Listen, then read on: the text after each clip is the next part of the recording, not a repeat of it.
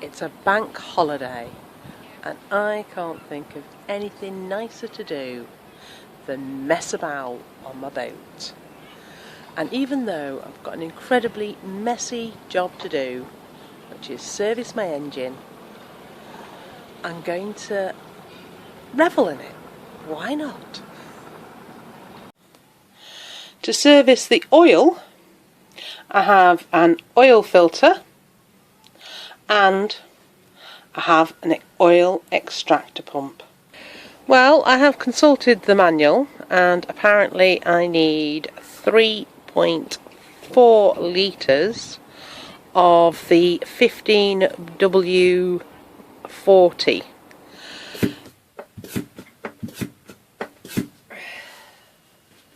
Here it comes. It's coming.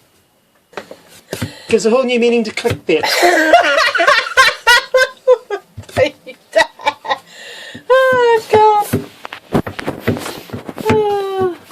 So Gaynor, are you finding this a leisurely experience? A lot more leisurely than I thought. I thought it took, but apparently the oil is still coming out because I've created a vacuum in the pump.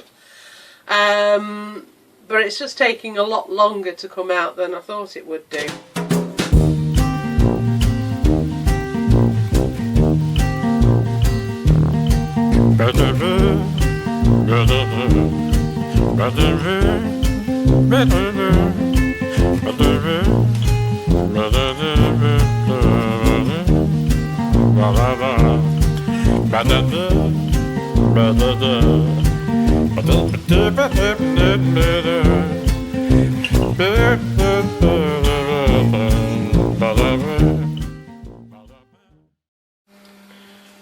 All you can see here is a little bit of white, and that down there is the oil filter. Now luckily, although you can't see it, I will be able to reach it when the job's required to change that oil filter. But this is one where it's going to all be done on feeling rather than being able to actually be able to get a grip of it properly. So what essential tools have you got, Gaynor?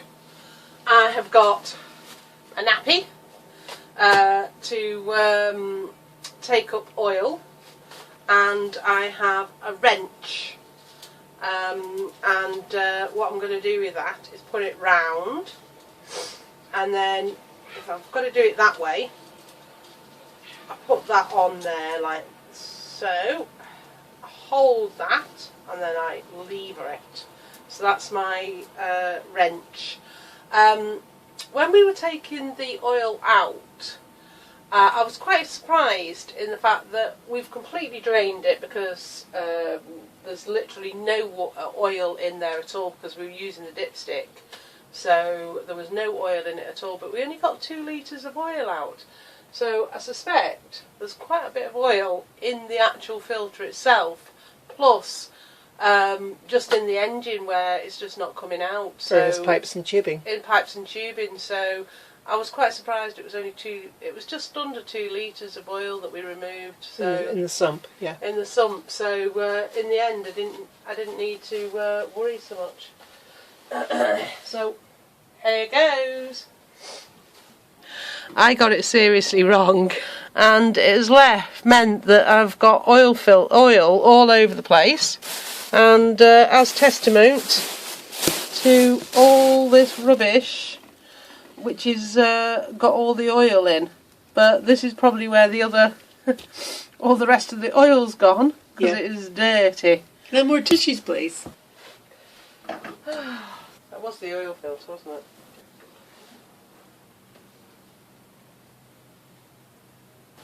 And now, put a bit of oil in. Dipstick come in.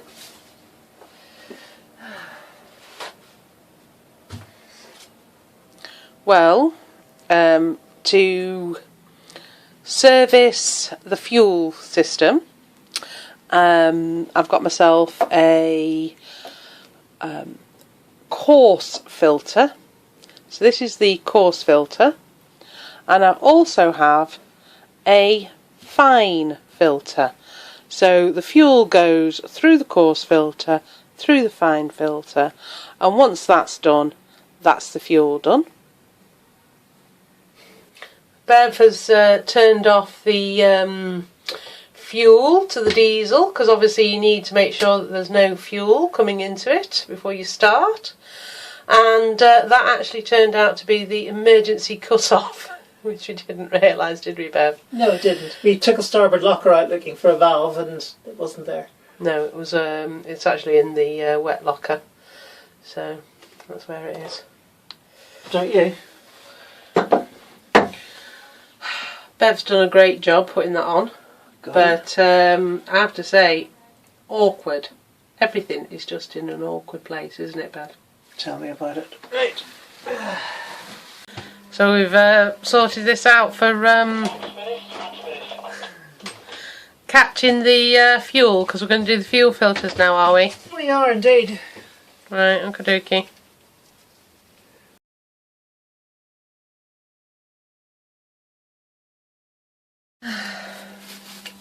Right, take 3. Or is it take 300? Yeah, Bev's just Feels like 300. It's not really. She's just trying to suss out how to use the wrench in the correct angle, aren't you, Bev? Yeah, right.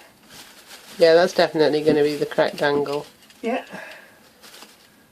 Because it turns anti-clockwise, which means from above it will turn clockwise. Because it'll be anti-clockwise from below. Yeah. Right. I'm beginning to doubt myself. You put this thing on Goliath? Samson?